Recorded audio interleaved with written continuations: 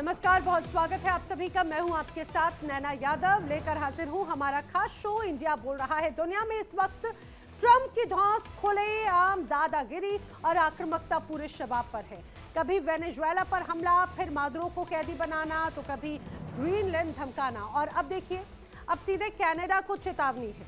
फिर रूस के तेल टैंकरों को कब्जे में लेना और चीन को लगातार धमकियां देना।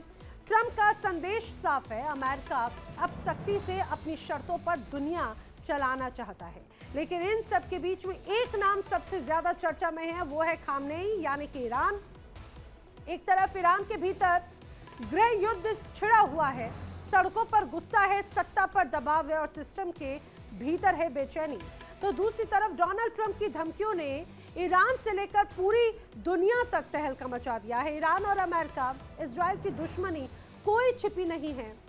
दशकों से दोनों एक दूसरे को रणनीतिक, वैचारिक और सैन्य दुश्मन मानते आए हैं और मौका मिलता है तो वो वार से पीछे भी नहीं हटना चाहते, दोनों ही देश, चाहे कोई भी हो। अब ट्रंप का रुख पहले से कहीं ज्यादा आक्रामक नजर आता है। बयान सीधे हैं, धमकियां खुली हैं और संकेत बेहद खतरनाक। ईरान भी झुकने को तैयार नहीं, वो अमेरिका को उसी की भाषा में जवाब दे रहा है, ताकत, चेतावनी और प्रतिरोध के साथ।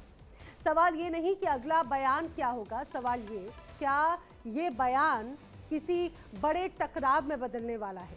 ये कहना जल्दबाजी होगी कि ट्रंप की सनक दुनिया को कहां लेकर जाकर रोकेगी, लेकिन इतना तय नजर आता है कि दुनिया इस वक्त तीसरे विश्व युद्ध की चौखट पर दस्तक दे चुकी है। इस खबर के और पहलुओं को हम जानेंगे, अलग अलग स्तर पर जाने की कोशिश करेंगे। तो दुनिया की खबरों में आपने देखा इस वक्त जो सबसे बड़ी खबर है वो है विश्व युद्ध की आशंकाओं से घिरी हुई, कहीं मिसाइलों की होड़ है, कहीं सैनिकों की तैयारियां तेज नजर आती है। और समझिए हालात ऐसे हैं कि दुनिया धीरे धीरे आग की भट्टी बनती जा रही है। म्यान से तलवारें खींच रही हैं, हथियारों की खुली प्रदर्शनी हो चुकी है और हर मोर्चे पर तनाव अपने पूरे चरम पर है। एक तरफ डोनाल्ड ट्रंप की मनमानी दुनिया को दहशत में डाल रही है, तो दूसरी तरफ खामनेई की ट्रंप को सीधी फटकार ने पूरी दुनिया की सांसें अटका दी। अब क्या होगा, कब क्या हो जाए, किस पल कयामत टूट पड़े, कुछ भी कहना बहुत मुश्किल है, क्योंकि ट्रंप का रुख पूरी तरह से अनिश्चित है। हम सभी जानते हैं कब क्या कदम वो उठा ले, कोई भरोसा नहीं। हालात ऐसे बनते नजर आते हैं जैसे तीसरे विश्व युद्ध की मुनादी बज चुकी है और मुनादी बजाने वाले खुद डोनाल्ड ट्रंप हैं। अब एक रिपोर्ट सामने आई, अमेरिकी सेना ने दिन, तारीख और समय तक तय कर रखा है। बस इंतजार है डोनाल्ड ट्रंप की हामी का, रजामंदी का और हरी झंडी दिखाने का। ट्रंप की घुड़की साफ इशारा करती है कि अगर जंग हुई तो ये मान के चलिए कि वो सीमित नहीं होगी, वो बहुत भयंकर होगी। सेना की तैयारियां नजर आती है, रणनीतियां तैयार हैं और अब फैसला सिर्फ ट्रंप का है। सवाल यही, क्या ट्रंप हरी झंडी देने वाले हैं और दुनिया एक और महायुद्ध में धकेल दी जाएगी, अपने आप में बड़ा सवाल है। लेकिन ईरान पर एटम प्लान आखिर किस रूप से तैयार है, यह भी समझना जरूरी है, क्योंकि ईरान की सड़कों पर संग्राम छिड़ा हुआ है और इसीलिए ट्रंप के अनुसार यह प्रदर्शन नहीं बल्कि ईरान अब आजादी की तरफ देख रहा है। ट्रंप के अनुसार ईरान पहले आजादी की तलाश में नहीं था, लेकिन हाँ, अब ईरानी आवाम जरूर आजादी चाहती है और वो आजादी दिलाकर रहेंगे, वो यानी कि डोनाल्ड ट्रंप। और माना जा रहा है कि ट्रंप कभी भी हमला कर सकते हैं, क्योंकि एक रिपोर्ट के दावे ने सनसनी फैला दी।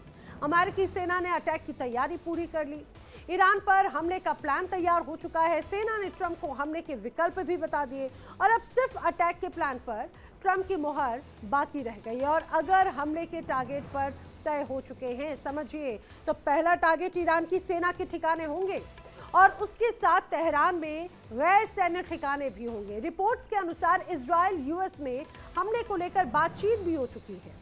अमेरिका ने हमले से पहले इजराइल से बाकायदा एक लंबी बातचीत की और ये बातचीत अमेरिकी विदेश मंत्री मार्को रूबियो ने नेतन्याहू से की है। अब ऐसे में इजराइल कहां पीछे रहने वाला है, क्योंकि ईरान से उसकी दुश्मनी कोई नई नहीं है और किसी से छिपी भी नहीं है।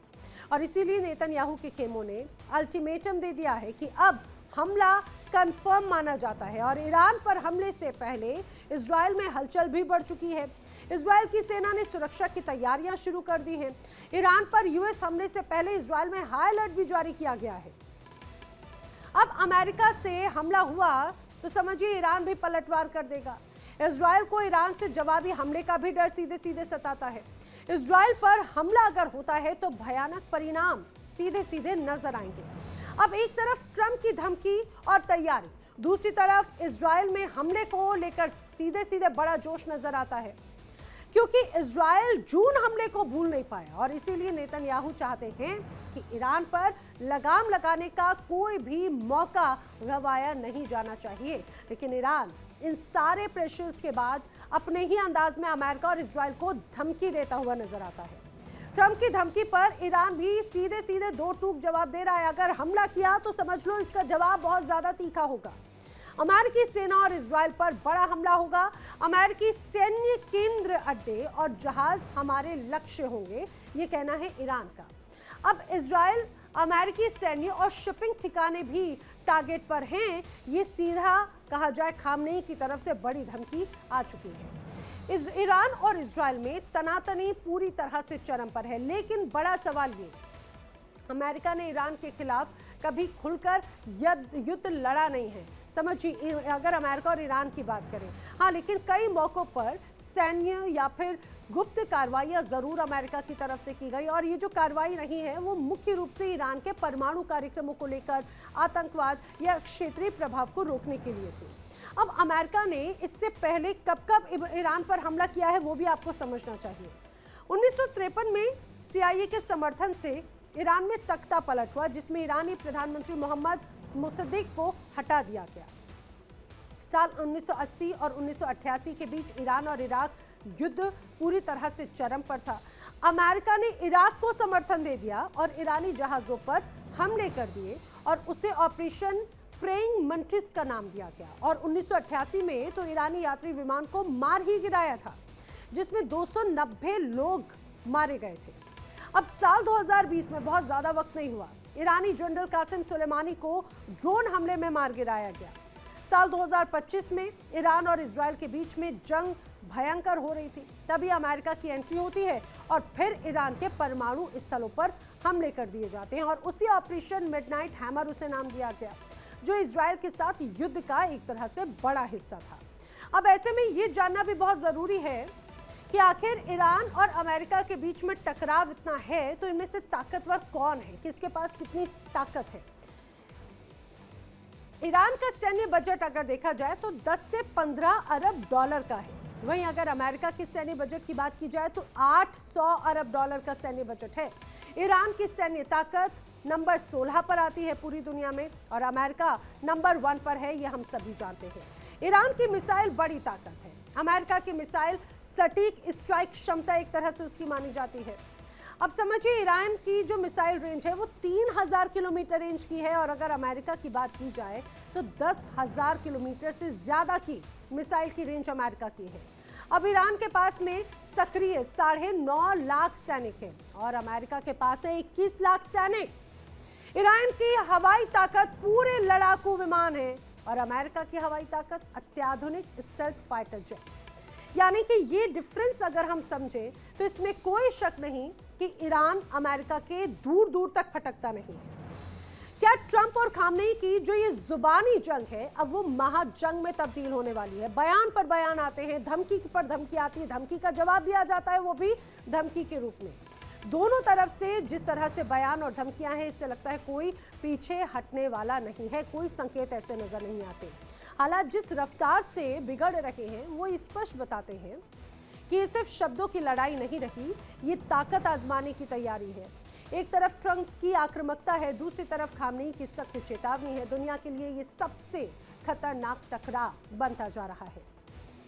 सवाल यही, क्या ये जंग जुबान पर ही रुकेगी या इतिहास में एक नई महायुद्ध की कहानी यहीं से लिखी जाएगी। और आपको मैं आगे बढ़ूं लेकिन उसके पहले जल्दी से पहले ये तस्वीरें देखिए। ये तस्वीरें जो आप देख रहे हैं ये ईरान के हालात को बयां करती है, कितने भयावह यहाँ पर हालात हैं।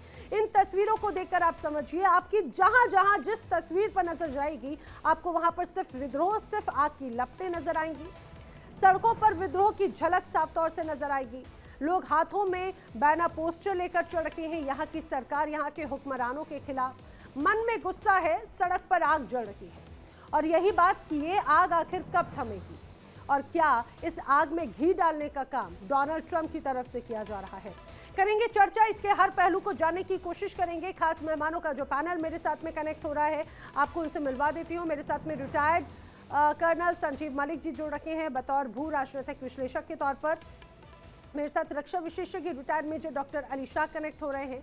साथ ही साथ अमेरिका से रिपब्लिकन नेता पूर्णिमा नाथ मेरे साथ में कनेक्ट हो रही हैं। विदेश मामलों की जानकार निपुण आलम बयान जी मेरे साथ में कनेक्ट हो रहे हैं। आप सभी का इस चर्चा में बहुत बहुत स्वागत है। सबसे पहले मैं कर्नल संजीव आपसे समझना चाह रही हूँ, हमने कई अलग अलग परिस्थितियां देखी और ऐसा लगता है 2026 का आगाज एक अलग बड़े विध्वंस की तस्वीरों के साथ में हुआ। पहले वेनेजुएला और अब तो ईरान में अलग तरह का विद्रोह है, लेकिन अमेरिका की तरफ से जिस तरह से हस्तक्षेप या जो धमकियां आ रही हैं, ये कहा जाए आज़ादी दिलाने की बात डोनाल्ड ट्रंप कर रहे हैं, ये क्या संकेत देते हैं सर? नैना जी नमस्कार और सभी को पैनलिस्ट को मेरा नमस्कार। देखिए, मैं इस बात को यहाँ से शुरू करना चाहूंगा, जब जून के अंदर इजराइल और अमेरिका का जॉइंट ऑपरेशन हुआ था, ऑपरेशन मिडनाइट हैमर, और वहां से उसको अचानक एब्रप्टली बंद कर दिया गया था। आप ये सोचिए कि ये बंद करना अचानक क्यों ही नहीं था, एक सोची समझी रणनीति का हिस्सा था। और रणनीति इसके पीछे ये थी कि इसके बाद से जो तक तकरीबन 5 या 6 महीने का लल पीरियड मिला है, जब किसी देश में आप अस्थिरता फैलाना चाहते हो तो आप उस देश के अंदर एक उपयुक्त एनवायरमेंट क्रिएट करते हो। और उसमें कुछ चीजें ये है कि इसके दौरान, क्योंकि ईरान पहले से ही सैंक्शंस झेल रहा है, उन सैंक्शंस के झेलते हुए वहां पर ईरान के अंदर वहां पर बहुत सारी चीजों की आज भी कमी है। इन्फ्लेशन बहुत ज्यादा बढ़ गया है। ये चीज हुआ कि जो जीवन रक्षक दवाइयां हैं, जीवन रक्षक चीजें हैं, लोगों की आम जिंदगी का हिस्सा है डेली डेली, उन चीजों की कमी होने लगी। जब कमी होने लगी, वहां की मुद्रा की वैल्यू गिरी। मुद्रा की वैल्यू गिरने से वहां पर महंगाई दौड़ने लगी। और ये सब चीजें जब आज कोई अमेरिका जब उसमें ईरान में रिजीम चेंज करना चाहता है, कि वो चाहता है कि उनके जो वहां के लोग हैं उसको आगे फेस बनाया जाए और उसके पीछे अपनी राजनीति खुद खेली जाए, यानी डमरू बजाएगा और नचाएगा वहां की पब्लिक को। अब बात ये होती है कि देखिए, वहां ये आज की स्थिति में निश्चित रूप से अमेरिका इस स्थिति का फायदा उठाना चाहिए, क्योंकि इसराइल के लिए तो एक एग्जिस्टेंशियल थ्रेट ईरान बन गया है 1979 से। हमें भूलना नहीं चाहिए कि 1979 से पहले ईरान का बहुत बड़ा साथी था इसराइल। और यह भी आप समझिए कि जब ईरान और इराक का वार हुआ था, तो इराक को मदद कौन कर रहा था? अमेरिका। और ईरान को मदद कर रहा था इसराइल। इसराइल को हथियार दे रहा था अमेरिका। यानी अमेरिका दोनों तरफ हथियार बेच रहा है अपने, और अपनी दुकान को पूरा जमा रहा है और दोनों देशों को लड़ा रहा है। अब आज की बात पे आते हैं। देखिए, वहां पर विद्रोह ये पहली बार नहीं हुआ, अनेकों बार विद्रोह हुआ और खamenei ने उसको कुचल दिया है। अब सवाल ये होता है कि वहां की जनता क्या चाहती है। वहां की जनता निश्चित रूप से उन जो इस्लामिक जो रूल उन्होंने इतने बंदिशें लगाई हुई हैं और इतना टाइट किया हुआ है, निश्चित रूप से वो उनसे थोड़ा आजादी चाहते हैं। लेकिन अमेरिका इसको यहां पर नहीं रुकने वाला, इसराइल इसको यहां पर नहीं रुकने देना। जून में हम जब बात किए करते थे ऑपरेशन के दौरान, तो हमारा मत यही था कि देखिए, अल्टीमेट एम वहां के संसाधनों को नष्ट करके वहां पे एक रिजीम चेंज करना है।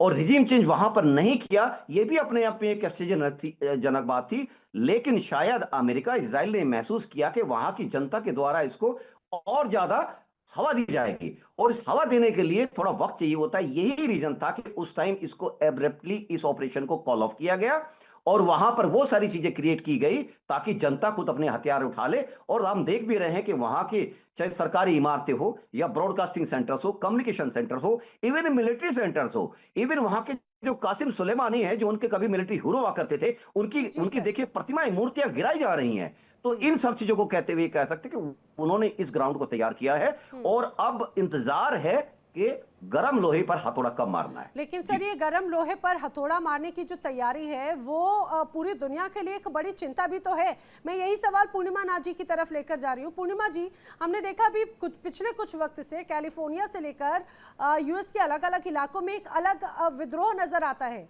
लेकिन वो सारी बातें मुझे लगता है शायद डोनाल्ड ट्रंप के कानों पर जू तक नहीं रेंगती होगी। दुनिया के अलग अलग इलाकों में जरूर वो बड़ी भूमिका निभाने की कोशिश करते हैं। आखिर क्या हो गया डोनाल्ड ट्रंप को? आखिर ऐसा लगता है कि वो भूख बढ़ती जा रही है। कभी धमकी वेनेजुएला पर तो उन्होंने कर ही लिया, इसके अलावा बड़ी धमकी नजर आती है कभी कनाडा के लिए, कभी ग्रीनलैंड के लिए, डेनमार्क के अलग हिस्सों के लिए, और अब तो ईरान को भी वो आजादी दिलाने की तैयारी में है। नमस्ते, thank you so much for having me Naina ji. जय हिंद। फर्स्ट ऑफ ऑल आपको एक चीज़ याद रखना पड़ेगा, 2026 is a 250 year anniversary of United states. तो यहाँ पे रिपब्लिकन पार्टी की प्रेसिडेंट बनना, डोनाल्ड ट्रंप का इधर होना, it's a big deal for him. And इनको यहाँ पे उनको प्रदर्शन करना है कि अमेरिका जो है वो किसी भी कंट्री में कभी भी कहीं पे भी किसी के ऊपर भी कोई भी एक्शन ले सकता है for whatever reason. America is the supreme, America is the super power, America को टक्कर लगाने वाले कोई है नहीं।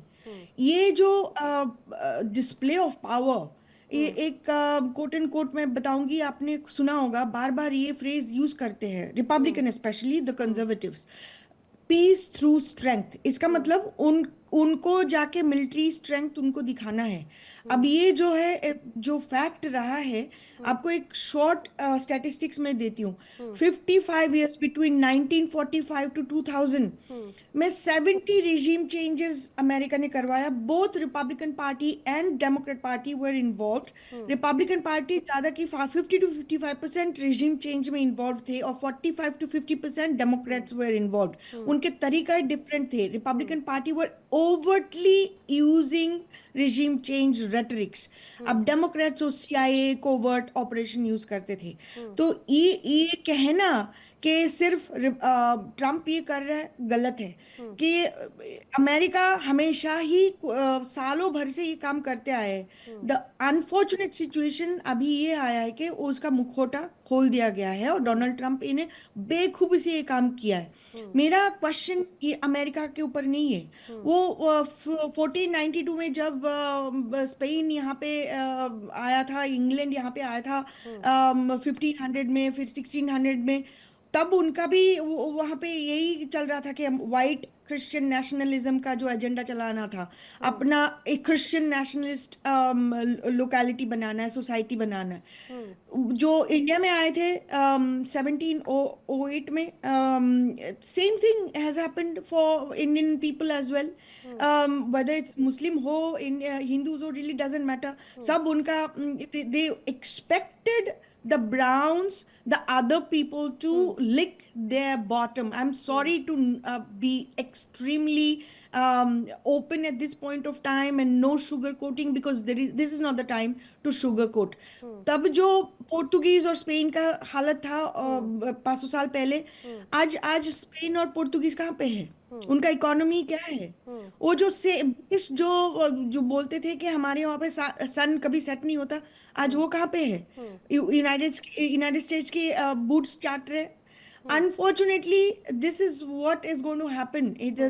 साइकिल का यही कर्मा का यही साइकिल होता है। आपने बुरा काम किया तो बुरा काम आपके ऊपर आने वाला है और वो आपको देखने वाला है। लेकिन अनफॉर्चुनेटली बुरा काम किसका है और किससे दिखेगा? अभी तो बड़ी दिक्कत ये है, ऐसा लग रहा है कि डोनाल्ड ट्रंप को लगता है हर चीज का रिमोट उनके हाथ में है। यूएस को लगता है हर चीज का रिमोट उनके हाथ में है। जिसकी मर्जी जहां पे जिस इलाके में चाहें कि उसकी गैस संयंत्र या जो भी संसाधन है उन पर कंट्रोल कर लिया जाए, तख्ता पलट करा दिया जाए। अभी तो इसी बड़ी भूमिका में नजर आ रहे हैं Donald Trump ji. Of course कोई और बोल नहीं रहे ना। इवन इंडिया की रिस्पॉन्स एब्सोल्युटली मेजर्ड एंड लगता है वीक है, लेकिन इंडिया क्या फोकस कर रहे हैं कि अपना 2047 में फोकस करेंगे, अपना economic growth. This is the selfishness I see even in Indians also and abroad. अपना फोकस करो, किसी पे आप बात नहीं करो। नहीं, ऐसा नहीं गलत जी। मुझे ऐसा लगता है कि देखिए आवाज किस रूप में उठाई जाती है। सुनिए, आवाज इस रूप में उठाई जाती है, या तो आप सिर्फ मौखिक तौर पर विरोध जताएं, और डोनाल्ड ट्रंप ने या यूएस ने भारत को दबाने की कोशिश की, डटकर सामना कर रहे हैं ना। मुझे लगता है जवाब का, रिटेलिएशन का तरीका भी ये भी होता है। गलत है ना मैडम, गलत सहना भी गलत है ना। आप बोलिए ना, आपको कुछ करना है नहीं है ना, वो डिफरेंट है। लेकिन आपको कोई नहीं बोल रहा है कि मिलिट्री स्ट्रेंथ अब दिखाइए और आप कोई भी कंट्री जाके आप हड़प लीजिए। That is not what I am asking. I am saying गलत जब हो रहा है गलत, तो आप बोलिए ना, हमारे पास, मेरे खुद के पास अभी क्या पोजीशन है, क्या पैसा है, क्या पावर है जो मैं आपके साथ खुले आम से बोल रही हूँ। गलत कर रहे हैं ना अमेरिका, और उसके बारे में आपको मैं बता रही हूँ ना, तो आप मेरे जैसे हो, मेरी जगह में होते कभी बोलते? अच्छा वही अच्छा, ठीक है, मैं डिप्लोमेटिक निपुण जी से इस बात में डिप्लोमेटिक जवाब लूं, लेकिन मुझे पूर्णिमा नाजी एक बात बताइए। अभी पिछले कुछ वक्त से डोनाल्ड ट्रंप की इन्हीं नीतियों को लेकर यूएस में बड़े स्तर पर बड़े प्रदर्शन हो रहे हैं। हमने देखा कि #No Kings का एक बड़ा आंदोलन नजर आया। अभी 50-51 एक बड़ा प्रोटेस्ट चल रहा है, जिसको अलग तरीके से यहाँ पर हम देख रहे हैं। कैलिफोर्निया पे सैकड़ों की संख्या में लोग इकट्ठे हुए, आज ही हमने बड़े स्तर पर तस्वीर देखी, और ये एक बड़ा पैटर्न नजर आ रहा है। क्या उन प्रोटेस्ट का कोई असर पड़ रहा है डोनाल्ड ट्रंप की नीतियों पर? ना, अभी कोई वहां पर असर तो नहीं आवाज पड़ उठा रहा है। रहे दिस हैं इज नॉट द जबरदस्त रिपब्लिकन तरीके से। Party, this is Republican Party is not involved, MAGA is not involved, it is only the Democrat Party which is involved, and उसमें कोई असर नहीं पड़ रहा है, बस शायद थोड़ा थोड़ा पड़ेगा। तो 2026 का जो नवंबर का इलेक्शन है उसमें थोड़ा सा चेंजेस आ सकते हैं, अगर मैं आया इसीलिए तो। आपसे पूछना चाह रही थी, क्योंकि आपने कहा आवाज उठाने की बात है। दरअसल हमेशा घर से ही शुरुआत होती है अगर कोई सख्त ऐसे कदम होते हैं। ठीक है, मैं निपुण जी से इस बात को समझने की कोशिश करती हूँ। निपुण जी, मुझे एक बात बताइए, पूर्णिमा नाजी की इस बात से कितना इत्तेफाक रखते हैं आप? अभी ऐसा लगता है कि वेनेजुएला पर कंट्रोल करने के बाद में एकदम फ्री हैंड ऐसा लग रहा है डोनाल्ड ट्रंप अपने आप को दे चुके हैं। इस बात को जरा समझाइए कि आखिर अब डोनाल्ड ट्रंप के दिमाग में क्या चल रहा है? कभी एक तरफ वो शांति नोबेल पीस प्राइज पाने की ख्वाहिश रखते हैं,